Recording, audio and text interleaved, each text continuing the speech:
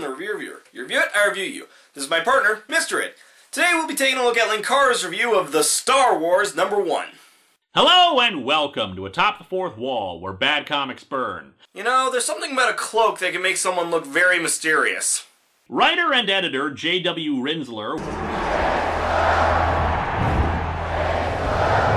while looking through the Lucasfilm archives for material to put in Star Wars production and non-fiction books, came across the original rough draft for The Star Wars and thought that it would be great to adapt it to comics.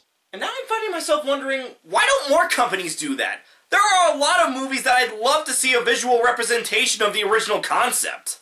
The Jedi Bendu were the most feared warriors in the universe, despite the fact they were called Jedi Bendu.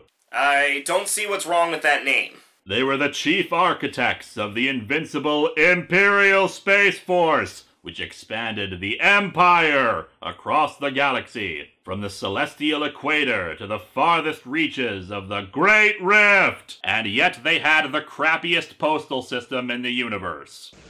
Too bad the post office isn't as efficient as the weather service. Now, these legendary warriors are all but extinct. Damn, I knew we shouldn't have cut down Endor's forests. That's the Jedi Bendu's natural habitat. So the Jedi Bendu are Ewoks. A boy runs inside and informs his father that they've found us. However, the father is too busy whipping his son with his belt. Where there's a whip, there's a way.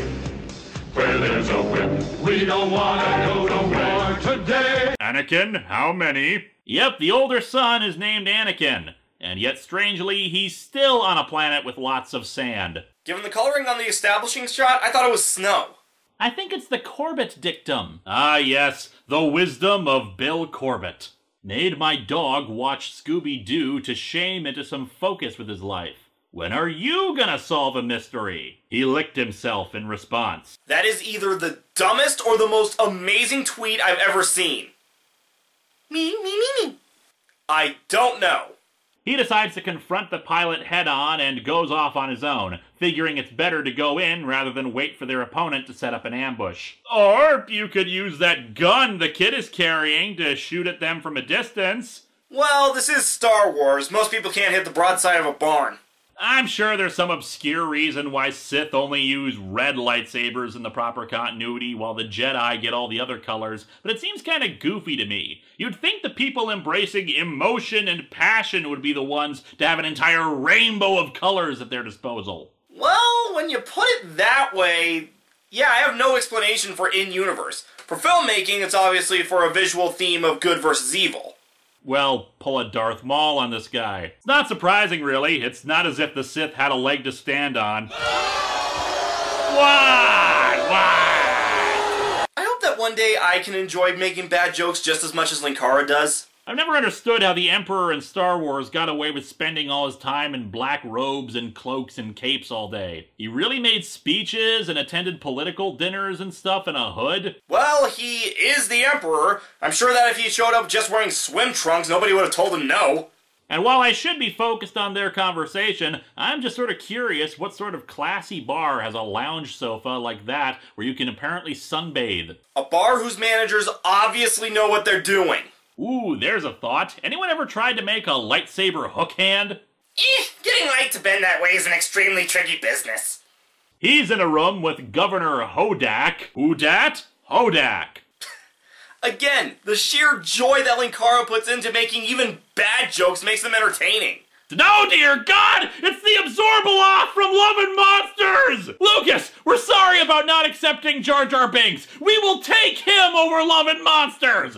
Are you sure? We may never get another chance to get rid of him. He worries a lot about legends and myths. I mean, he actually believes in the Helix fossil. Weirdo. Democracy forever!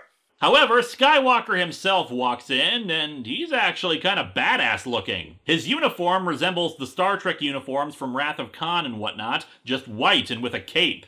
I want this outfit! You know, I'm surprised that to this day, that outfit is still not in his closet. Yeah, as far as I know, this year's title sequence doesn't really show.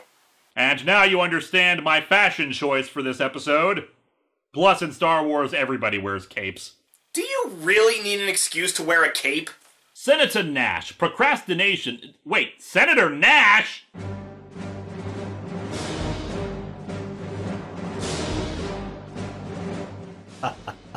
Yeah, makes sense. You can only report on the stupidity of others for so long before you start to think, I don't want to live on this planet anymore. And indeed, we cut to the farewell of Princess Leia, who's still sporting the bun hair in this version. well, what else would you expect? She's going off to college, which probably explains how a princess suddenly hooks up with a rebellion. I always figured she just pulled a Princess Jasmine. I wish I were going, but my entire fraternity was expelled after we turned that astromech droid into a beer keg. Now I just want an 80s college movie set in the Star Wars universe. I don't know. It doesn't feel good. I've got a feeling about this, but I don't know if it's a bad one yet. Question is, are you hooked on that feeling? Anakin and his father suddenly storm into the war room, where we see that the Aqualayan guards are pretty crappy against their masterful tactic of shoving them. Are they not using the Force? Kane tears off part of his shirt to reveal that he is, in fact, a cyborg. There is nothing left of me but my head and right arm. So, in other words, He's more machine now than man. overall, this review is really good. Not a lot of Linkara's best material, but as I stated before, it's his delivery that makes the jokes work. I'm the reviewer. You review it, I review you.